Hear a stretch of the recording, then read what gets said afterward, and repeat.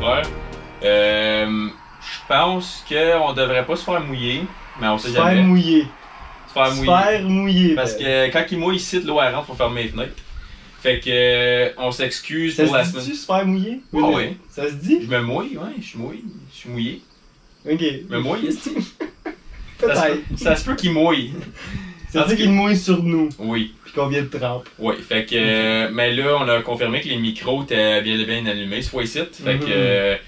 Puis le pire, c'est que je gosse tout le temps avec pour comme le mettre perf. Puis là, quand j'éditais, je suis comme Gagal cave qui fait ça comme s'il marchait, tu sais. Mais le monde ne le savent pas. Ben, ils vont le savoir parce que le son était moins bon la semaine passée, là, mais. Non, c'est ça. Des petites erreurs qui arrivent pas de temps en temps. On survit. Ouais. Puis c'était quand même pas tant pire. C'est juste que comme fallu que je monte le son un peu. C'est juste que là, ça sonne un peu écho parce que là, ça prend le son de la caméra au lieu de juste straight pipe. Mais en tout cas, fait que excusez pour ça, ça arrivera plus. On a confirmé que ça marchait avant qu'on record. Fait que toi, quoi de nouveau? Same old, man. Same old. On travaille puis on vit. Ben, en tout cas, j'espère. J'essaye. Puis on va au gym. Mal aux pattes, tout. Mal aux jambes en esti un matin. L'après-midi. T'as fait legs un matin? J'ai fait legs un matin, puis j'ai eu des games d'hockey hier soir. Fait que je suis mort. Les chicken wings sont faits à l'os, là. Ouf! J'ai de la misère à marcher. J'ai de la misère à marcher sur la boule. Moi, c'est. J'allais à la toilette quand je me suis levé, puis quand je me suis levé. Attends, demain, ça va être pire. Après demain, ça va être le pire, finalement, techniquement. Ouais. Ben, moi, j'ai fait legs 2 heures passées, puis on s'enligne à la même place. On est dans le même bateau, là. Ouais. Mais on a fait nos jambes, devoir est fait. Le pire est fait. Ouais. Parce que des fois, comme. Surtout quand t'es un peu fatigué, pis t'es comme, faut que j'aille comme. Aussi, tu fais des affaires de jambes, faut que tu utilises tout ton corps. Yep. C'est pas juste comme. Tu sais, mettons un petit arm day ou un shoulder day, c'est vraiment des petits muscles, et quand même si t'es pas tout dedans, tu peux quand même comme t'as juste. Ok, là, force-toi, c'est juste comme. Mettons, tu curls des 30, 35, whatever, t'es comme c'est juste 35 livres, tu sais. Mais là, tu vas faire des gros squats avec comme du 200 plus livres, t'es comme, ok, faut que je me brace physiquement, mentalement, parce que ces journées-là sont rough. Anyways, je vais partir avec mon histoire cette semaine. On va parler de l'histoire de Cherish Periwinkle. L'histoire que je vais vous raconter est le pire cauchemar de tous les parents. C'est le genre d'histoire qui donne des frissons. Et je vais vous dire tout de suite, c'est lié aux enfants, donc si c'est trop pour vous, on comprend, moi puis Ben, comme toujours, et on se retrouve dans la deuxième partie du podcast. Je vais vous le dire tout de suite, l'histoire va probablement vous choquer, piss off, plus que d'autres choses, parce que c'est très facilement comme évitable. Tout ce qui est arrivé aurait pu très bien comme pas arriver si les bonnes décisions auraient été prises.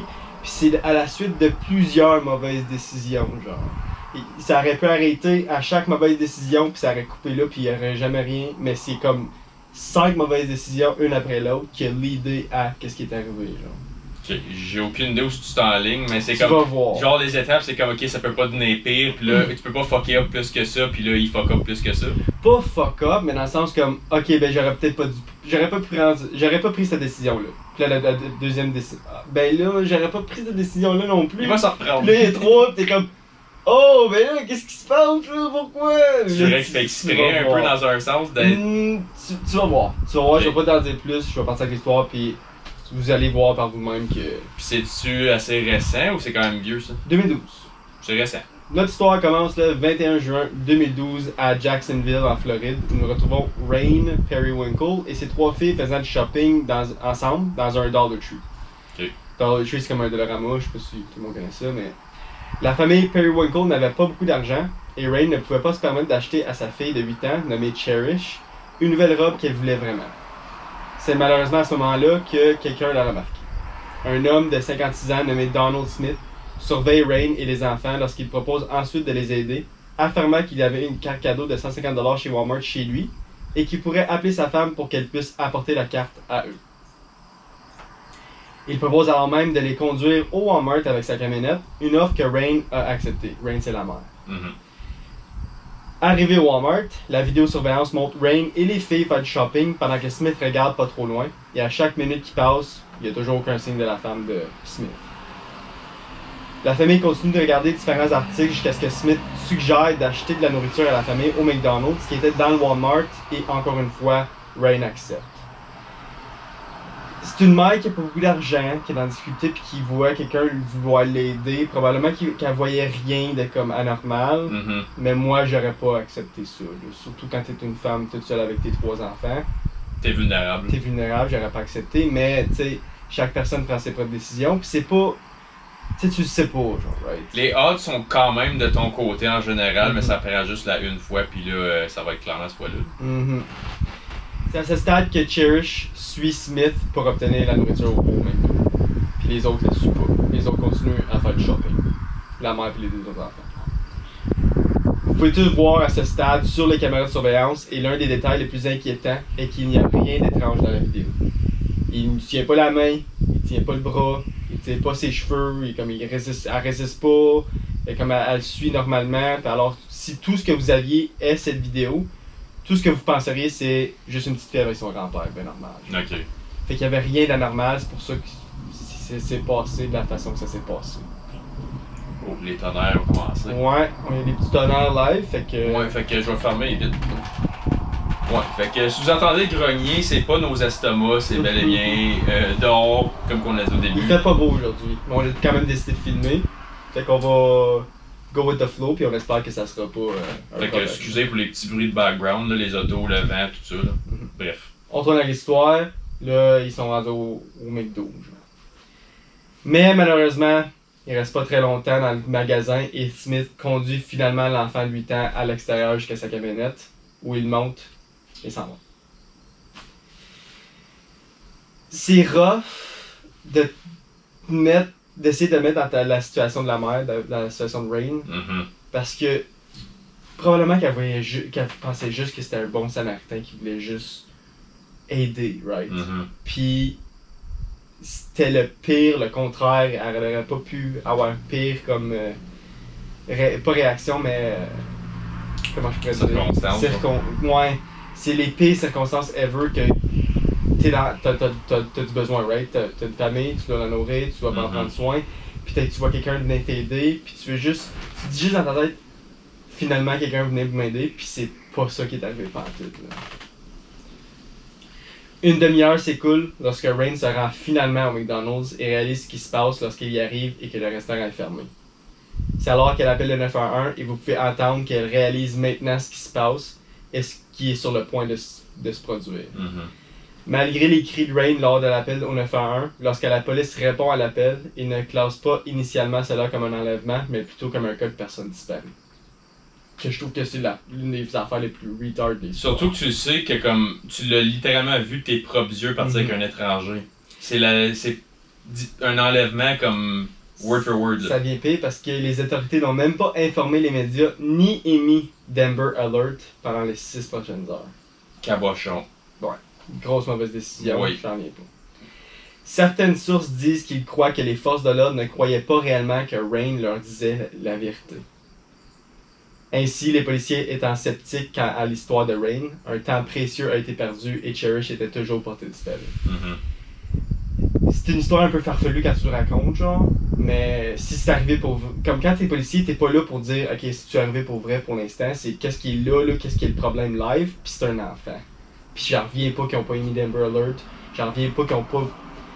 Comme, ils disaient ça comme « Ah, elle est sûrement entre les rayons du Walmart ou elle est sortie toute seule, puis comme... » Ouais. C'est ça, genre. C'est pas semblable à ça, mais comme côté, la police a pas fait immédiatement ce qu'elle avait à faire. Après que tu finis l'histoire, souviens-toi de Texas, ok? Je vais essayer, mais tu me parles à moi, là, oublie pas. Là. C'est vrai, mais comme si jamais, c'est parce que j'ai vu une vidéo aujourd'hui, c'était une affaire policière. Okay. Puis c'est genre la même vibe de comme. Vraiment, là, ça s'est pas fait live comme sérieux. En tout cas, fait que ça rapporte des parents aussi, fait que. C'est parce que ça aurait pu changer. Tabarnouche! Ma game de balle, finalement, ça revoit pas trop bien. Si c'est juste des talents, c'est pas si pire ça. C'est la pluie qui va faire. Anyways, on va retourner à l'histoire là, avant qu'on déraille encore. Le lendemain matin, la police a finalement retrouvé Smith alors qu'il conduisait sa camionnette sur l'autoroute. Peu de temps avant cela, le 911 reçoit un appel d'un homme disant qu'il y avait une camionnette blanche suspecte parkée derrière des buissons et qui semblait avoir jeté quelque chose avant de partir. Les autorités répondent à l'appel et trouvent le pire. Le cadavre de Cherish gisant dans le marais d'un ruisseau exactement là où l'appelant a dit avoir vu la camionnette blanche. Ils l'ont trouvé vite, là? Ils l'ont trouvé le lendemain matin. Comme je l'ai dit plusieurs fois sur ce podcast, cette indifférence dépravée à la vie et la capacité évitante de blesser quelqu'un de si petit et sans défense montre un niveau de sociopathie que je peux même pas comprendre. Genre. Comme, je peux essayer de mettre dans certaines situations que comme quelqu'un, il vient pissed off puis il tue quelqu'un par pure rage, comme je peux comprendre ça. Mais quand ça vient à un enfant inoffensif puis qui a rien fait pour deserve ça. Juste random. Pis c'est le pire affaire, genre. Pis là, je vais aller dans les circonstances, puis il y a plusieurs autres détails qui est encore plus horrible que ça. Mais c'est le fait que tu t'es capable de faire ça à un enfant. Je peux même pas me mettre à sa place, je peux même pas comprendre son thinking quand ça vient à ça. Puis l'affaire qui me vient en tête avec ce que t'as dit jusqu'à date, là, c'est que le fait qu'il a fait casual de même en public, ça veut probablement dire qu'il est déjà immunisé à ça. Il n'y a pas la première fois qu'il fait ça, lui-là. Là. On va en parler, mon man. Mais ça, c'est le vibe que ça me donne. Ah ouais. Juste, lui, straight Walmart, McDo, c'est des places qui a plein de caméras. Faut que tu sois confortable avec toi-même faire ça. Là. Faut que tu t'aies des grosses balles. C'est ça, comme c'est pas ton premier barbecue. Là. Ouais. Là, je vais y aller un peu en détail. Fait que si vous voulez skipper un petit 30 secondes, vous pouvez skipper. Mais l'autopsie révélera qu'elle avait été agressée sexuellement à plusieurs reprises, puis étranglée à mort. Donald Smith est arrêté, puis accusé de meurtre au premier degré, de viol et d'enlèvement. Ce qui est encore plus troublant, Smith était déjà un délinquant sexuel avec une longue carrière criminelle, des arrestations allant du vol à l'agression, au crime contre les enfants, y compris lorsqu'il a été surpris en train de se masturber devant 2 mineurs. Puis pourquoi il était pas en prison, lui? What the fuck était-il après de sortir? Comment il était sorti, right? Mais y avait-tu déjà fait du temps? Ou juste comme il s'en est sorti avec des affaires légales? Il a déjà fait du temps. Ok. Je vais y encore plus en détail. Il semblait qu'à chaque fois qu'il aurait pu être incarcéré ou hospitalisé pendant une longue période, il réussissait tout le temps à passer entre les mailles du filet et à sortir en tant qu'homme libre à chaque fois. Il a malheureusement fallu le meurtre d'un enfant innocent de 8 ans pour s'assurer qu'il ne sortirait plus jamais. Le docteur Jeffrey Colino a examiné Smith en prison et voici le diagnostic qu'il a trouvé. Smith est devenu sexuellement conscient à un très jeune âge, 5 ans pour être exact. C'est ça qu'il dit. Okay. Il a commencé à se livrer au voyeurisme et à la masturbation publique pour aider ses pulsions à l'âge de 5 ans.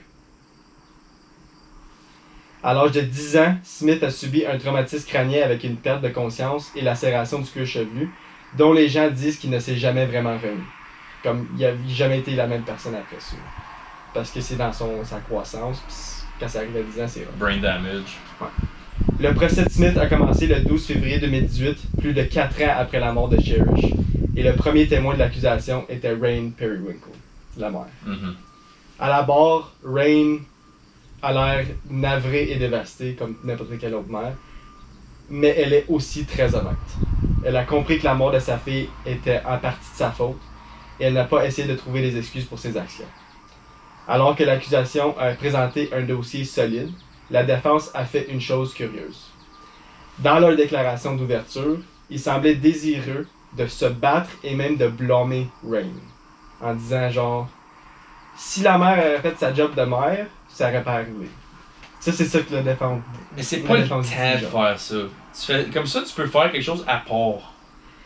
Mais c'est pas que c'est le temps de faire ça. C'est que j'en reviens pas que t'as les balles de faire ça. Comme. Mais. Les avocats qui font de la grosse pièce, qui sont capables de sortir leur client de la merde, c'est parce qu'ils ont ce edge-là, justement, que comme.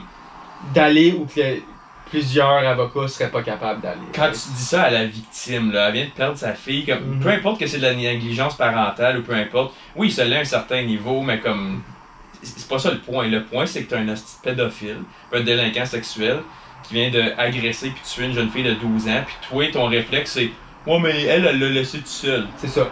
Fait que, ok, fait que, sa cause, si elle avait pas laissé tout seul, lui, il était plus un pédophile. C'est ça. C'est pas de ma faute, là, c'est sa faute à elle. C'est ça dans le sens, genre. Elle m'a donné la permission quasiment. C'est ça qui quasiment. Et ça me pisse off, là, ça vient me chercher. C'est ingrat, ça. Mais, quand il s'agissait de contre-interroger Rain, Smith a en fait dit non. Il a dit, ok, c'est pas la bonne direction, on va pas aller là.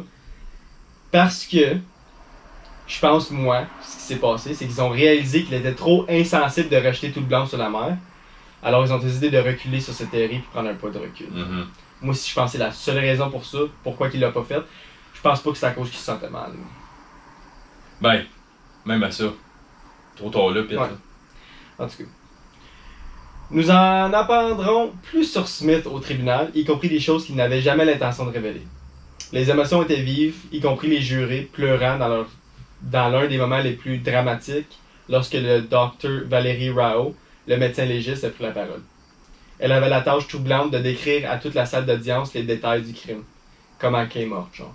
Lorsqu'il s'agit de crimes horribles comme celui-ci, toute personne assise devant un tribunal qui doit entendre la description et les détails du crime se sent horriblement déconcerté. Comme no matter what, quitter comme personne, t'entends ces détails-là, ça va te faire mal, right?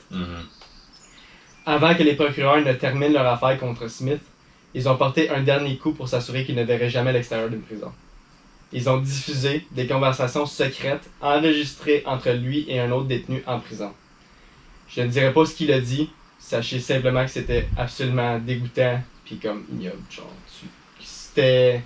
Je vais pas aller dans les détails, mais il décrivait le crime puis comme il essayait de trouver des excuses, genre. Ok. C'était... En tout cas. Comme il se justifiait. Il essayait de se justifier, genre. Ok. Comme s'il était pas une si mauvaise personne que ça. Il n'a fallu que 15 minutes de délibération au jury pour rendre un verdict de culpabilité. Ce n'était pas une surprise, tout le monde savait qu'il était coupable, mais ensuite c'est devenu une question de savoir si Smith devait passer le reste de sa vie en prison ou être condamné à mort. Parce qu'il faut pas oublier qu'on est en Floride, puis la Floride aime bien ça, la peine de mort. C'est l'un des États avec le plus haut, mettons. Aux States, on dirait comme toutes les places qui fait le plus chaud sont plus comme... Ouais. Fuck around and find out. Ouais, Divers experts ont discuté des anomalies cérébrales de Smith et de ses ententes d'abus sexuels comme facteur atténuant possible pour savoir s'il mérite ou non la peine de mort. Lors de ces tests, le Dr. Jeffrey, le même qu'au début, a découvert 2 catégories générales de maladies neurologiques que Smith avait. Là, je vais dire des mots à 10$ un peu, là, mais... Ton petit Dr. House va sortir. Ton petit Dr. House va sortir. L'une était une maladie neurodégénérative appelée CTE, comme une démence fronto-temporale. Il y a bien des joueurs d'NFL qui pognent ça, Ouais. CTE. Ouais. Mais ils pensent que c'est à cause de qu'est-ce qu'il y a eu à 10 ans. Genre. Quand il s'est fait cogner, puis t'as dit que ça avait arraché une partie de son crâne, genre? De son scalp. Ok, ouais, ça a fait d'allure. Ouais. Et l'autre était une forme variée d'épilepsie. Il avait ce qu'on appellerait un syndrome orbitofrontal qui correspondait parfaitement avec son hypersexualité, sa désinhibition et son incapacité à contrôler ses pulsions et à distinguer la réalité du fantasme. Mais, même avec tout ça, même s'il lui était difficile de faire la différence entre la réalité et la fiction, il savait à 100% que ce qu'il faisait était mal. Il avait quand même une conscience. Il avait quand même une conscience. Peine de mort. Une fois de plus, le jury s'est rangé du côté de l'accusation et a recommandé la peine de mort, suivi par le juge qui l'a condamné à mort. Good call. Bonne chose à mon avis. Si t'as une conscience puis tu sais ce que tu fais, c'est pire. C'est pire. Quelqu'un qui le fait, justement, comme le point de santé mentale, puis pour enlever ça, justement, c'est que tu dis comme, c'est pas que c'est pas de sa faute, mais il a pas la capacité de penser puis avoir un jugement comme objectif. Mais quand t'as une conscience, tu regardes de le prouver comme avec un brain scan, tu le sais qu'il sait. Peut-être là, c'est comme, ok, c'est la pire version, parce que là, tu le sais qu'il voulait vraiment le faire. Qu'il voulait faire ça, que c'était plat. Comme il était allé au Walmart, on disait qu'il était allé au Walmart et il a suivi la famille parce qu'il savait ce qu'il était pour faire. Il a pas fait ça juste pour faire ça, genre. Puis, j'ai vu l'opportunité et je l'ai pris. Genre. C'est ça, non, comme t'es cherches les opportunités. On pourrait penser que ce serait la fin de l'histoire de Donald Smith, mais ce n'est pas le cas. Après que Donald Smith a été reconnu coupable et condamné à mort, le monde a découvert une autre facette du tueur. Des conversations enregistrées en prison entre Smith et sa mère sont sorties. Sa mère à lui? Sa mère à lui. Vous pouvez entendre Smith dans l'enregistrement être tout excité par toute l'attention que lui et l'affaire recevaient. Fucking bitch. Vous pouvez aussi l'entendre nier être un agresseur d'enfants parce qu'il dit qu'il ne voyait pas les enfants comme des objets sexuels. Ok. Moi, je pense qu'il faisait exprès de dire des choses comme ça parce qu'il savait comment que les agresseurs sexuels d'enfants sont traités en prison. Moi, je pense pour ça. Comme il savait qu'il devait manger une volée. Fait qu'il essaie de brush off. Brush off, puis de se trouver des excuses encore, là.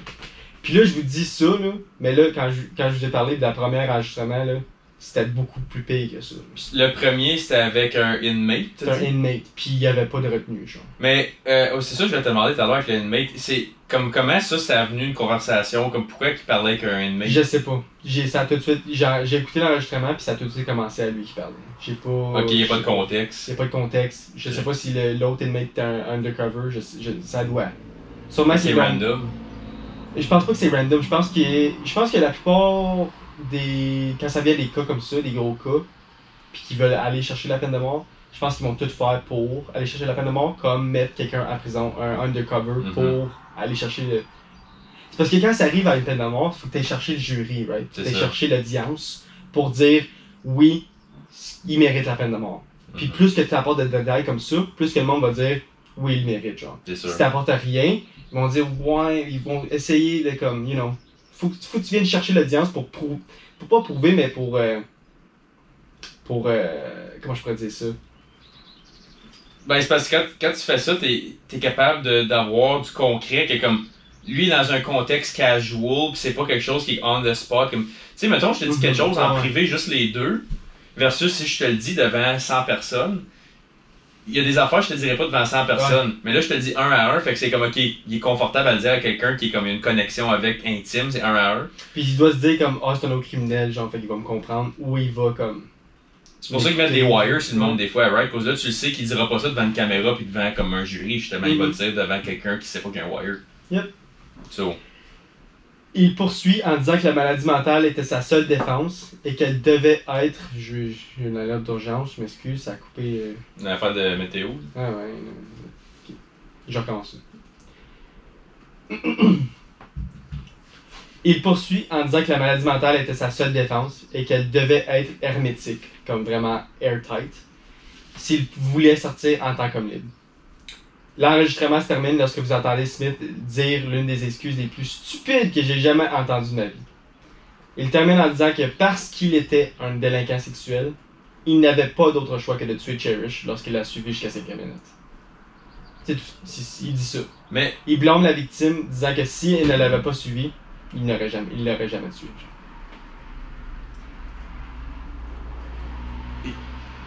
J'essaie vraiment de mettre une logique à comme sa pédophilie, genre, ou comme son acte, puis comme ça fait aucun sens. J'ai aucun sens. L'une des excuses les plus stupides. Parce qu'elle t'a suivi, c'est là que parce qu'il se dit, il se disait, elle m'a suivi jusqu'à ma camionnette, puis là, j'ai pas eu le choix, vu que je suis déjà un délinquant sexuel, comme la police m'aurait... Comme, non, what the f... T'avais tellement de chance de pas prendre la mauvaise décision, puis tu l'as quand même pris, y a aucune excuse, et puis j'en ai pas que t'as utilisé l'une des raisons les plus stupides que j'ai jamais entendues pour essayer de te défendre. C'est... Non. Non, juste non, il y a juste... non. L'équipe de défense de Donald Smith a fait appel de son cas devant la Cour suprême de la Floride, arguant qu'il a droit à un nouveau procès au motif que les jurés auraient pu être influencés parce que l'affaire a été largement médiatisée et que tout le monde en Floride l'a déjà qualifié de tueur d'enfants avant même que le procès commence. Alors il voulait un nouveau procès autre qu'en Floride ou autre que dans sa communauté. Heureusement, le tribunal a déclaré qu'aucun des fondements juridiques d'un changement de lieu était rempli et a refusé un nouveau procès. Comme les papiers étaient juste pas bien remplis. Fait qu'ils ont dit, tes papiers sont bien remplis, ça marche plus, il est déjà trop tard. Ouais, ils ont mis ça sur l'administratif au lieu de dire, ouais, non, comme oublie ça. En fin de compte, cette affaire a toujours été portée sur la perte d'une jeune fille innocente. Elle ne méritait rien de ce qui lui est arrivé et elle ne méritait absolument pas de mourir. Son père a dit plus tard dans une interview qu'il se souviendrait toujours de son grand sourire et qu'elle était toujours de bonne humeur, peu importe la situation. Elle était toujours un rayon de soleil dans la journée de tout le monde. Ce genre d'histoires sont vraiment les histoires les plus difficiles à couvrir et je suis heureux que Donald Smith pourrait se mettre en prison en attendant mourir. Ceci conclut l'histoire de Cherish Periwinkle. Ça pire rapace au monde, ces hosties-là. C'est ces histoires-là qui viennent me chercher, qui viennent faire mal, genre. Qui viennent me chercher. Ben, je pense que ça va chercher le monde et tout parce que, ça c'est une autre affaire que je voulais dire dans l'intro que j'ai oublié, c'est un bon. sais, le film Sound of Freedom, là? Ouais. Ben, tu sais que c'est par rapport à comme le kidnapping d'enfants, puis child trafficking, tout ça.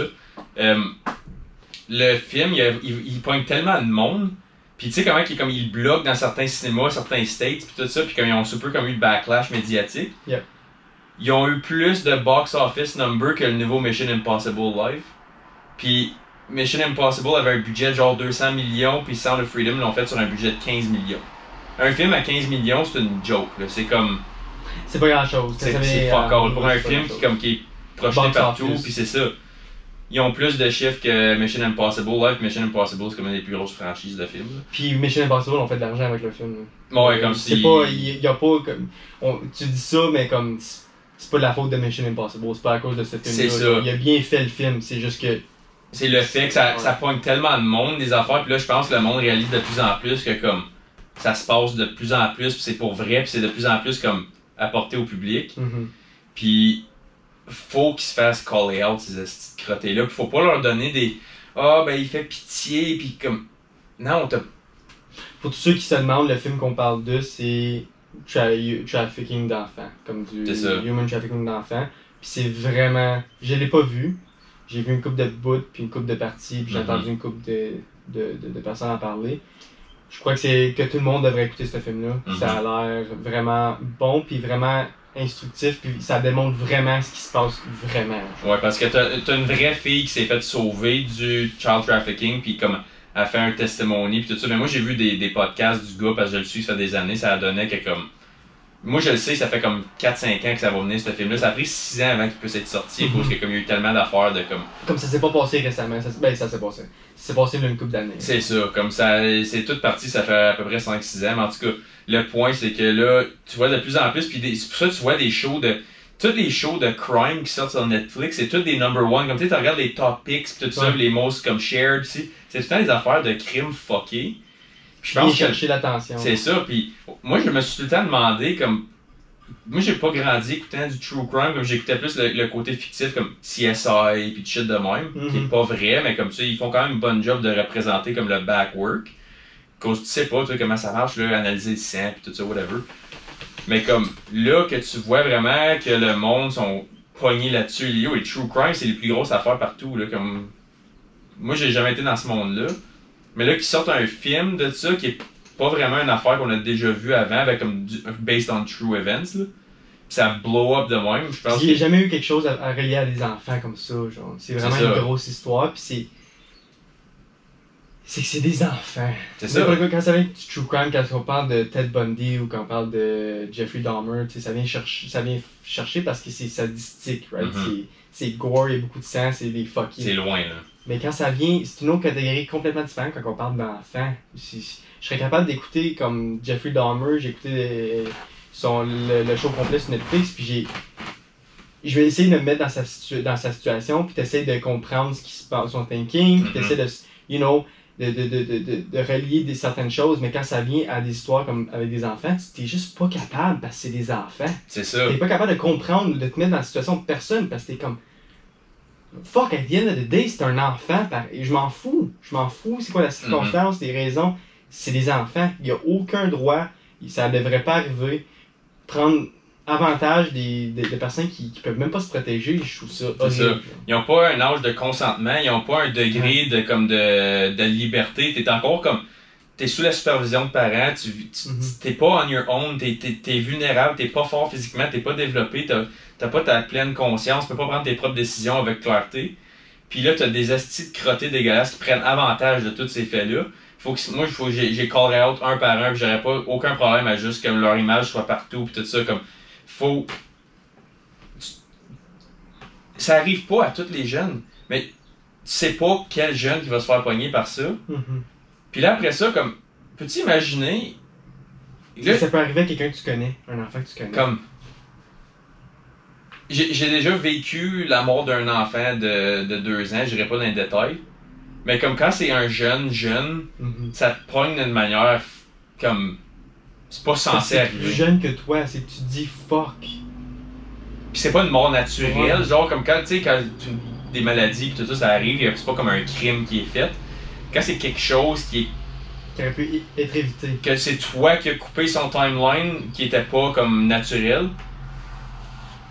Je sais pas que je ferais. No excuses, il n'y a pas d'excuses. Non, aucune. Ça, ouais. Puis le fait qu'il avait une conscience, lui, Il savait très bien ce qu'il faisait. si on n'avait pas, ça m'aurait dérangé pareil, parce que la petite est quand même innocente, la petite méritait quand même sa vie, elle méritait quand même son innocence, puis sa vieillesse, puis tout ça.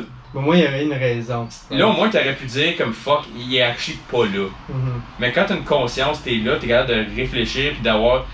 Le point d'une conscience, c'est comme qu'est-ce que je fais, comment ça va affecter mes entourages, comme ça va-tu affecter quelqu'un de négativement. Si je dis ça, ça va aussi faire de la peine. Si je fais ça à lui, ça va aussi faire mal. T'es capable de penser puis réfléchir, puis encore là, tu le fais.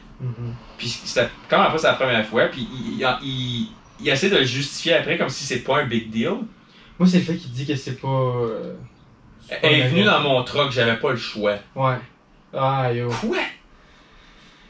Il y a une vraie vidange. Peut-être. Mais là, il sera pas mort pour un autre 10-15 ans.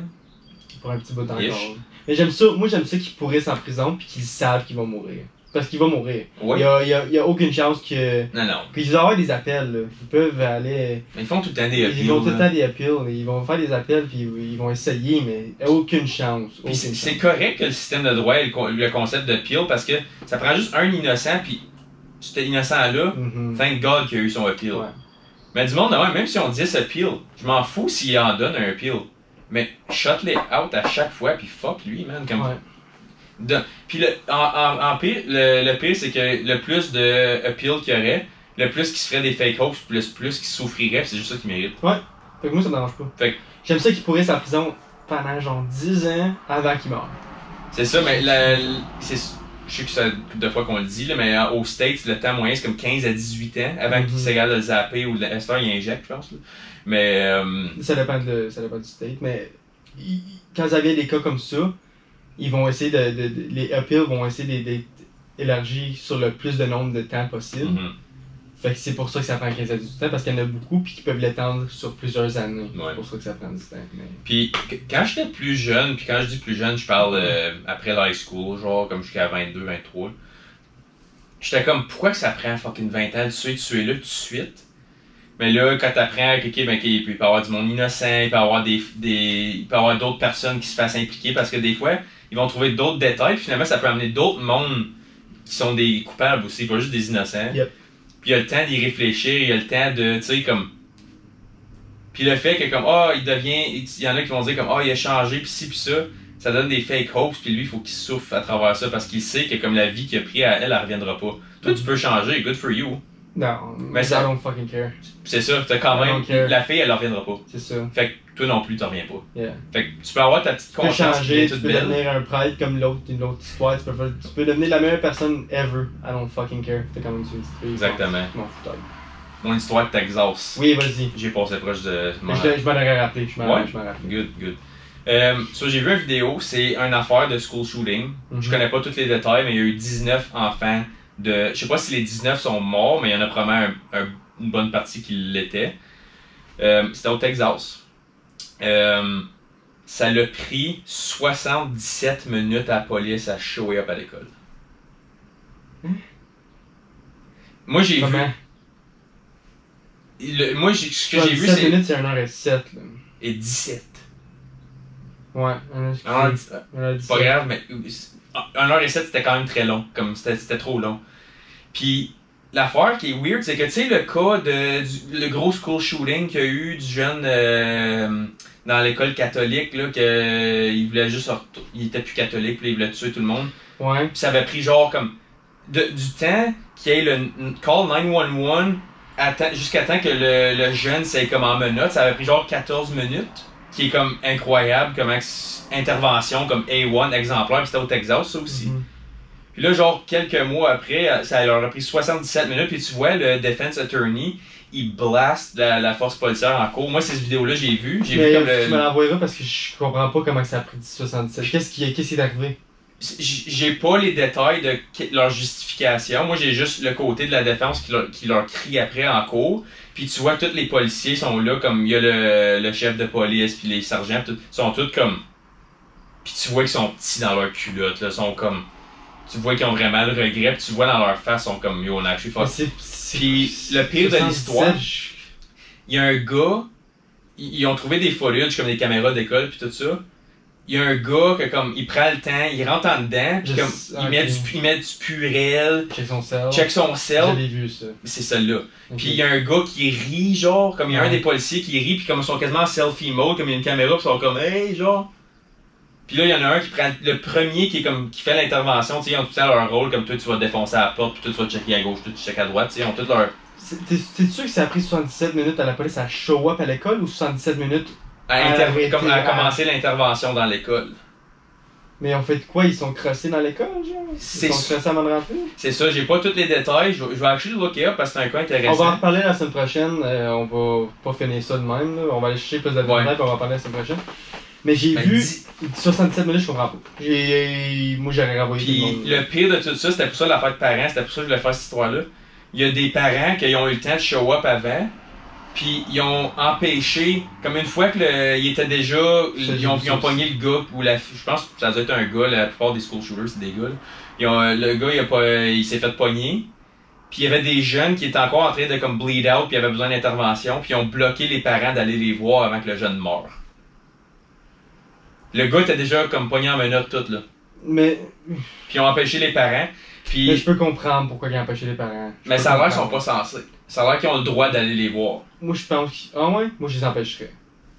Si la job aurait fait. Si la job aurait été faite comme du monde, si la police aurait fait sa job comme du monde, moi je pense qu'ils devraient pas laisser les parents rentrer parce que tu sais jamais qu'est-ce qui peut arriver, genre, right? Je comprends.